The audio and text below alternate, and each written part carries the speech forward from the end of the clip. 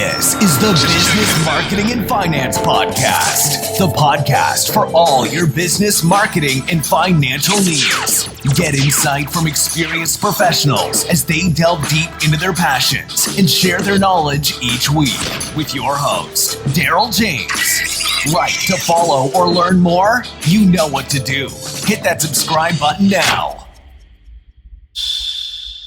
Welcome everyone, this is this week's BMF podcast. This is our Ask an Expert session. I'm your host, Daryl James, and I'm here today with Andrew Lindo, author, award-winning graphic designer, businessman, and founder of Black History Activity Books. Welcome, Andrew, to Business Marketing Finance Podcast.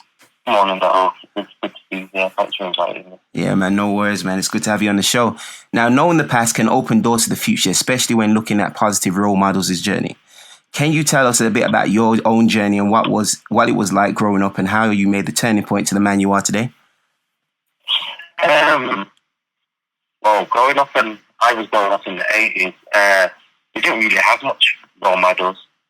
Well, none that I was exposed to. I think it was out there, but we just wasn't exposed to them. Mm-hmm. The people that we'd see on the TV, I couldn't really relate to. I remember at the time, there was a guy that used to bring positive black role models into the schools. Yeah. So we'd take us at a lesson, and basically we'd sit down with, like, I think Tony Seeley was someone that came. Oh yeah, and at Tony. the time, I think he owned like a few McDonald's. Yeah, that's right. Like Journey. Yeah. So there was a few people out there that come into the school, and they'd like their life. But to be fair, I did find it hard to relate to some of the people that he brought in. Mm-hmm. I remember one session, he came up to me at the end and he was like, he said to me, "How did you find the guy?" Because you could see that I wasn't really engaging into the session. Yeah. And I'm like, you know what? I think he was like a coconut. I couldn't relate to him. Yeah. I think because I was brought up in Aston, I think the people that I was growing up around, you know, they were quite street. Some of the people that was into criminal activity and stuff like that. So, you know, I couldn't relate to someone that was like really highly educated, spoke well, dressed well. Yeah. It's just like, oh my God, who is this guy? So it was the similar images that was on the TV as well. Like, it was just hard to relate to people. Mm-hmm.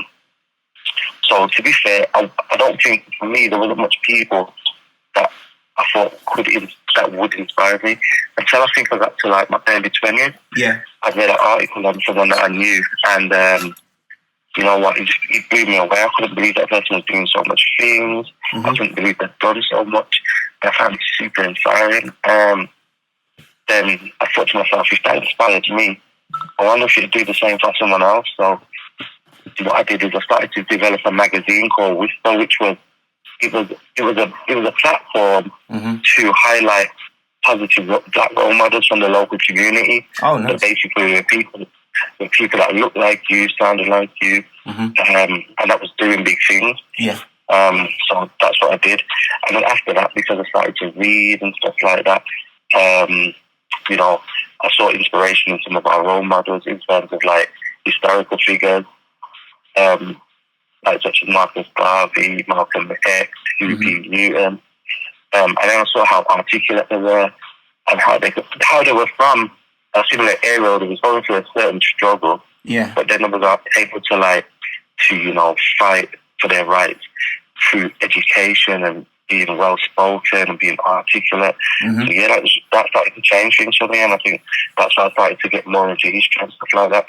Yeah, man, that sounds good, man. So what made you decide to start writing activity books for children, particularly, you know, for the age group that you speak to at the moment? So basically, when I was doing the magazine, I think the magazine was a really good idea. I think it worked. Yeah. I don't think it was effective enough because I think at a certain age you kind of lose people. And then what they start to get interested in is, you know, what popular culture kind of deems as being fashionable or cool, which is driven by the media. Yeah. So it's the music industry, probably a drug lifestyle, stuff like that. So I thought we obviously need inspiration, you know, because we're lacking from so much things. We're lacking from, you know, living in deprived areas, being on low income jobs, stuff like that. So I thought, you know what? As a child, we're like sponges and we're eager to learn. We want to learn. So I'm thinking, why not do a similar concept, but for younger people? So what I'd done was, I knew that through growing up, I did a couple of courses, and I know that fun-based learning was one of the best ways for young people to retain information, because I know they do games and stuff like that and activities to help people retain information. So I said, you know what about if I get the education, mix it with activities, let's see if that will work. And it's always been on my mind. I think it was an idea I had in my head for about 10 years. Oh, wow. I just didn't get a chance to do it, like, due to unforeseen circumstances, life. Yeah. You know, I just didn't get to do it. And then the opportunity arose, and I thought, you know what, let's just do it. Sat down one day, started working 10, 12 hours a day for 6 weeks. And at the end of those 6 weeks, I had 10 books. So, wow. Nah, man, that's some positive things, man. That sounds good. So what would you say was one of your favourite books that you've read, inspirational Black history book? Black history, inspirational book. I'd say it was The Miseducation of the Negro, The Black Man, okay. by Thomas Stevenson. I think that would probably be the turning point. I think it had so much bits of information in it that you could relate to, and that made sense. Yeah. And that you could see like the flaws. So I think that was one. What else? I'd say that was the main one, to be fair. That was definitely the main one. Yeah. And who's your favourite or most inspirational Black role model?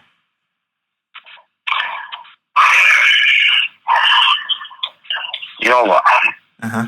I think the first person I was really exposed to like that was Huey P. Newton. Okay. And I think because of that, I think that's probably one of the most inspirational for me. I like his no-nonsense approach. I like the way that he was super articulate. They were strong. They stood for their rights. The things they did for the community. So it wasn't like they were doing a bag of talking and actually putting things into place. And, you know, with the 10-point program, they managed to do so much cover so much different aspects of things that we need. I feel like they were mad inspirational then. Even with Marcus Garvey, you know, he had that way before them, but just on a massive level. So I'd say definitely Marcus Garvey and Huey P. Newton. Yeah, okay, that sounds good, man. Now, your book is designed to help educate children on positive role models. When did you first realise you wanted to become a writer? I don't think I've ever thought that I wanted to become a writer. One thing with me, if something needs to be done, I just do it. Yeah. So, you know, I left school with very poor English grades. A lot of it was after school. So I don't think I've ever thought I wanted to be a writer. I just know that they needed to be done within the books. I illustrate the books. I know one thing with me is if something's taking too long, or I've got to outsource on other people and they're not being very forthcoming or taking quite long, I just end up doing it myself. So I just wrote the books myself, had somebody like proof them, and then they're trying to proof it and slightly edited certain bits. I think the writer thing, I'm still coming along with it, to be fair. Yeah. And how old was you when you wrote your first book? I was writing the magazines, so I'd say they were publications. So I started writing them at like 24. About 24, I started writing the publications for the magazines. So I was doing interviews, writing articles, and then the books, I started writing them at 37. Okay, nice. And how old are you today, if you don't mind me asking? I'm 38. Okay, cool, nice. So which platforms do you currently sell your books on, and why those platforms specifically? I currently sell my books on my website. So they've been selling on my website for like a year and a half. Yeah. And then I recently put them on Etsy because I've got more products like craft-based products. Okay, yeah. They haven't really been selling on Etsy. Somebody was telling me Etsy because it's good for crafts. Yeah. That's the reason why I did Etsy. The reason why I use my my website is because I wanted to keep everything independent. I didn't want to go through Amazon. Mm-hmm. I didn't want to go through eBay. I just wanted to keep things independent. So a lot of the books were sold within independent black bookstores. Nothing mainstream, and just the website, just to keep it in-house. Yeah. Really. Okay, cool, man. I can understand that. So now your books are worldwide. You've got them in America and many states over there. Do you print on demand or do you print locally?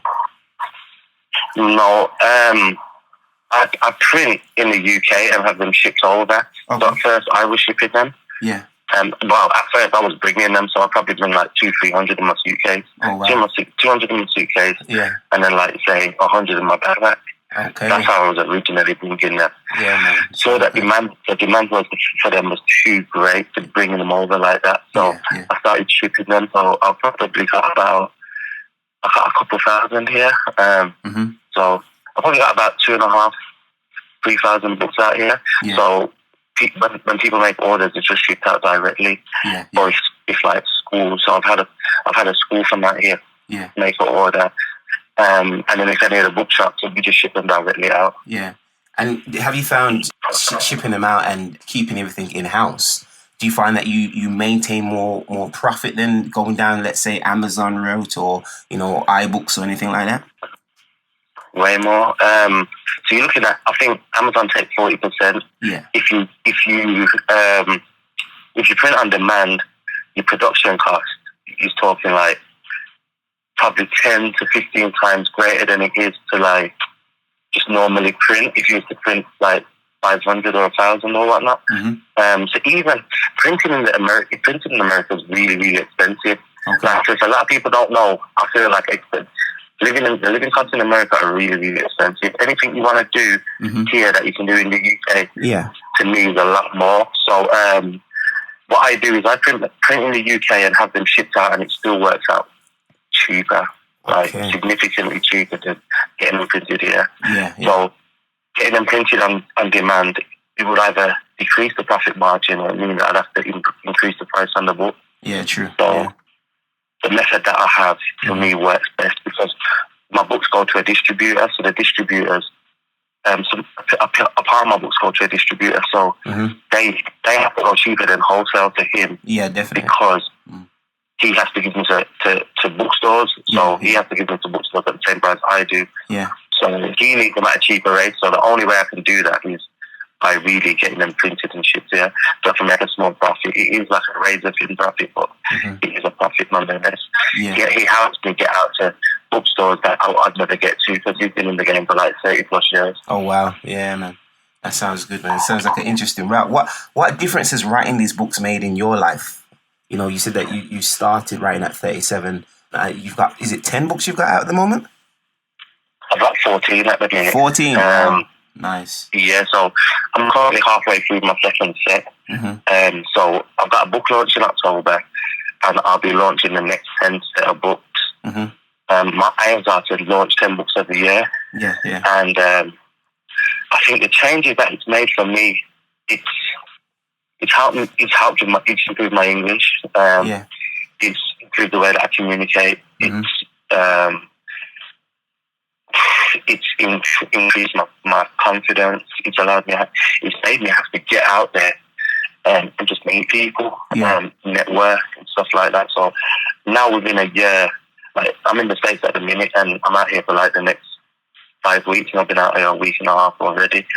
And I'm stopping at someone's house that I met last year. Oh wow! Nice. He's my brother, and if I never came out and made that leap, I would never have met people like that. And just traveling around makes me realize how much people I actually have met within that short space of time. Yeah, man, that sounds good. So, you mentioned meeting a lot of people over there. Have you got any testimonies from parents about how the impact of, one or some of your books has had on their child or children's life?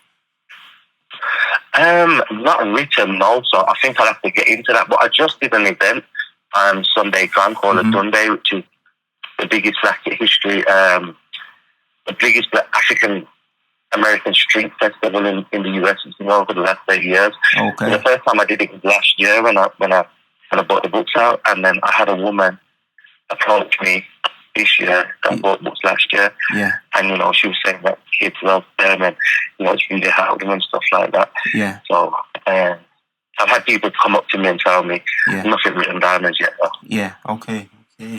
And you mentioned about you had the editor. Do you collab with any other illustrators or writers? I know you're a graphic designer yourself, but do you do any collaborations over any of these books, over the 14 that you've made so far? Nah, not currently. So everything's in-house, so in terms of like the activities, I think about the activities. I do research, see if there's anything that I can adapt and use for myself. Nobody helps really write the books. I write the books, and if anybody, people just say, "Oh, this sentence isn't structured right. You need to do this, move this word and change this word," and just little things like that. So it isn't like people contributing on a mass level. I understand. To be fair, the brunt of everything is actually done by me. Okay. Yeah, man, that sounds really positive, man. And how long does it take you to put a book together? You mentioned having 10 a year. How do you overcome some of the barriers to putting it all together? Like, getting your head down and, getting some ideas and just the whole process, really. How do you get around that? I literally have to zone out. Like, I literally just, like, sit down in my space, try not to look at my phone, try not to speak to people too much, and just knuckle down. So I'll probably work 16 hours a day to try and get as much of a workload done in a day as possible. Yeah. So that's the kind of things that I'm doing. I'm probably, on average, I do a book anywhere between, I'd say 3 to 5 days. 7 days, it'll be all proofread off and finished off. Nice. So at first, some of the first books were taking me like 3 days, some books. Oh, wow. To get everything done, the artwork and the text. But like, the first series, there was a lot more colouring than the books that I'm in my second series. The second series, there's a lot more activities, so they're a lot more educational and activity-based instead of just being based around colouring. So the content is taking slightly longer because I am putting a lot more detail into the illustrations as well. Okay, so I did like 3 books before I got out here. I'd say I did each book within a week. Yeah, that's what I'm averaging at. Yeah, now it sounds like you have a good work ethic and your work schedule sounds good as well, to be fair. Do you have any suggestions for or help for upcoming writers to become better writers or even just to get their first book out there? Yeah, definitely try and collab with people that have got better English than yourself. Get yourself an editor. You can get cheap editors online. Well, decent editors, won't say cheap. Cheap's not always the best. Get proofreaders as well. Sit down. Always get people to review your work first. Yeah. And people that don't know you, because you're always going to get friends and family that are just not as critical. They'll be like, "Oh, that's really good that you've tried," and they're probably not going to tell you. Yeah. But people that you don't know, I think you can online. You can go onto certain groups where people will read your book for you and review it. So, and that's what you want. You want people to give you their honest opinion, because through constructive criticism, you'll be able to grow and learn. I've learned so much from people just telling me like, "No, you don't do this. You don't do that. This is what you need to do." And you know what? It's helped me. So sometimes take on board the criticism. You'll tell if someone's being destructive and just want to break it down, but if someone genuinely telling you something that's going to help you, take the advice, learn, read as well. Read books that are really educational, or the English is proper, because then you'll see how to like structure words. And you'll see like different words you can use, stuff like that. And if you have to, just do like a small English course or something like that. Yeah, man, that's some good advice, man. So, you talked about getting people to read it and, having people look at it for you. Do you use focus groups at all when you're like, young people, focus groups before you put out the books? I don't. Okay. No, I'll be straight with you. I'm always on a mad deadline to get things done. I'm always in a rush to get things done. Yeah. So I literally, I'm at a point where I just have to get the work done and just get it out there. And then I only print like 500 of each copy first. Yeah. So within that 500, they're easily sold worldwide. So if there's anything that comes up, it'll come up within them 500. Yeah. So if there's any little slip-ups or errors that are gone past the proofreaders, it can be rectified at that point. Or what we could do is, I use that as my focus group, so that time when the first books have gone out, that time to kind of rectify that anything that's happened. I know that I should, a lot of times I just don't have the time because I'm always working to a deadline. Yeah. You seem like you're very focused and you want things done as soon as possible. Do you know what I mean? Just get them done and let's move on to the next thing and let's keep it moving. Sounds good, man. Basically.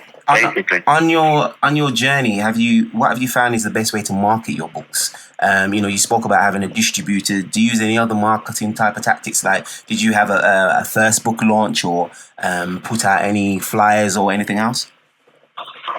So from the start, I'll put out flyers. I'll give out free samples. So I've got like a small, like a 4-page version of a book with different activities in there. Yeah. I'll give them out. I've used social media. I've done social media ads. I've got my YouTube page now, which I'm pushing. Last year, I did a big book launch, which I'm doing again this year for the second series, which was highly successful. It's really got my name out there. We had over 2,500 people turn out to the book launch. Oh wow! But it was a very different kind of book launch. Instead of me just having like a small intimate thing, I wanted to reach like the masses. Yeah. So a couple of schools was there, a couple of colleges was there. We had 100 vendors basically, and there weren't just people selling the sheikhs and shea butter. So we had funeral directors, we had estate agents, we had authors, we had illustrators, we had people selling crystals, people selling shea butter, people selling African garments. Okay, so we did have the normal stuff, but we had different people there, and I think because of how successful it was, that really catapulted my brand and what it's about. So, we're doing the same thing again this year. We're hoping to have over 100 vendors again. Yeah. The problem with the book launch last year, the venue was just too small for it. Okay. So we've got a way bigger venue this year. We did it at the H3 in Birmingham, which can hold about 2,000 to 3,000 people, but with the stores it was really crammed in there. We had a guest speaker, we had Robin Walker that give a talk on history. Yeah. And then this year we're getting to invite some brothers from the US. Yeah. We're having the Queen of Congo. We're having Professor James Moores and a guy called Mfadishi. Yeah. So they're going to give a talk. We've got some people from the UK, Shaman Simpson that does Black History Studies. Nice. Dr. Mark Walcott. So instead of just focusing on history, now I'm broadening it, so I'm doing health and finance as well. Nice. As well as our history. Yeah, I think we just need to approach from like a very holistic level in terms of just doing things on history now. The reason that I brought in the wealth and the health is because, a lot of us are in an economical crisis, really, Yeah. So do you think that you've had a lot of support from other black businesses, with your books and just in getting your, especially with your magazine? I mean, that was the starting point. Do you think that you get a lot of support in the black community? My opinion is no. I think with the event, we had a lot of vendors, which was good, but it's a vested interest in terms of like I've seen a lot of people that didn't want to support last year. On the grand scale of things, people did support, which was good, but like things like with the magazine, for example, it was hard to get people to take advertising spaces. I don't know, people just couldn't see the vision.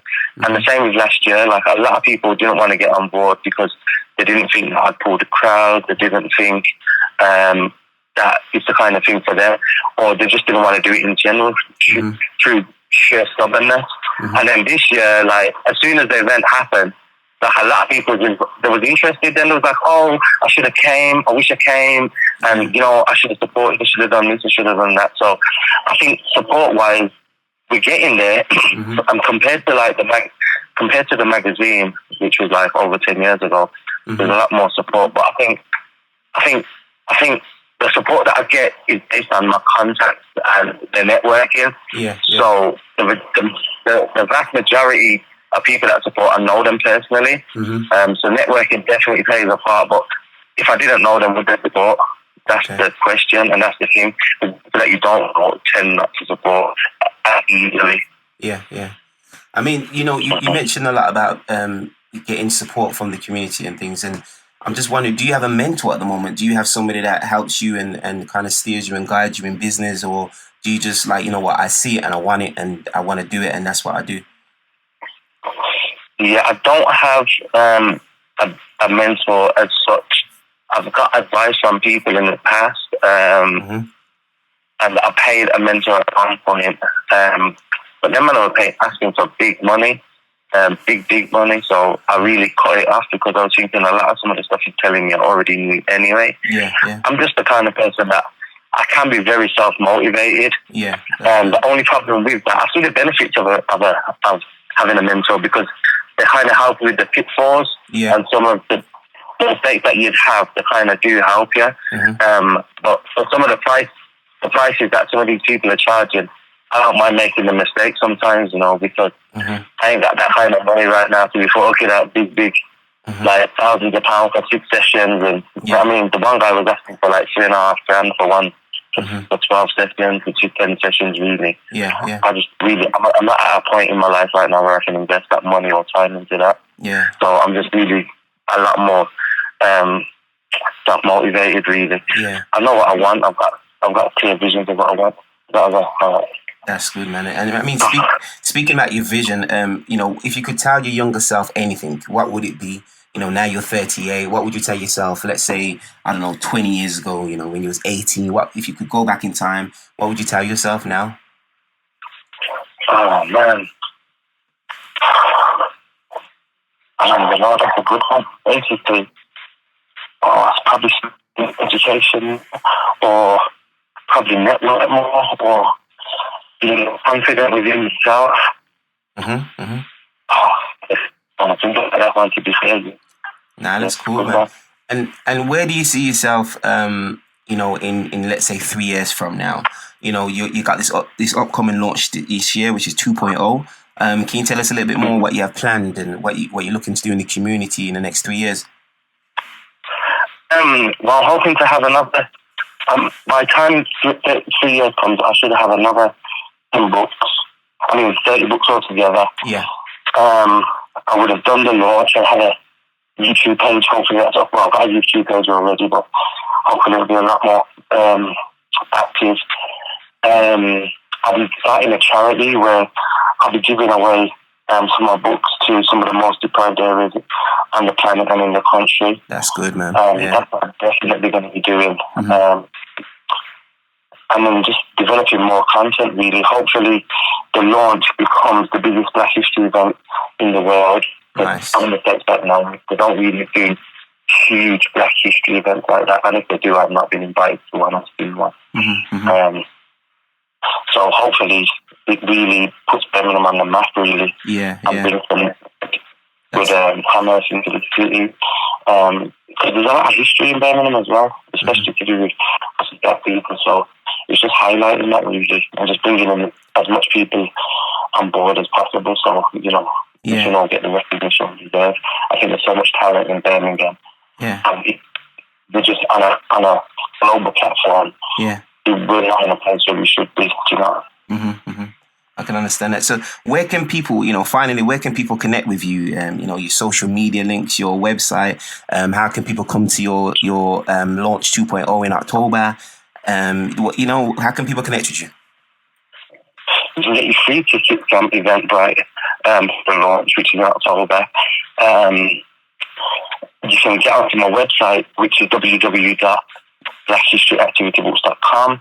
If you put the Black History Activity Books into Instagram or Facebook, you'll come up with my Facebook and Instagram pages. And then we've also got the same name on YouTube, so you can find it just in Black History. Perfect. Well, Andrew Lindo, man, I thank you for your time. Thank you, listeners out there as well. This has been Business Marketing Finance Podcast. I'm your host, Dow James. We'll see you next week. Thank you. This is the Business Marketing and Finance Podcast, the podcast for all your business marketing and financial needs. Get insight from experienced professionals as they delve deep into their passions and share their knowledge each week with your host, Daryl James. Like to follow or learn more? You know what to do. Hit that subscribe button now.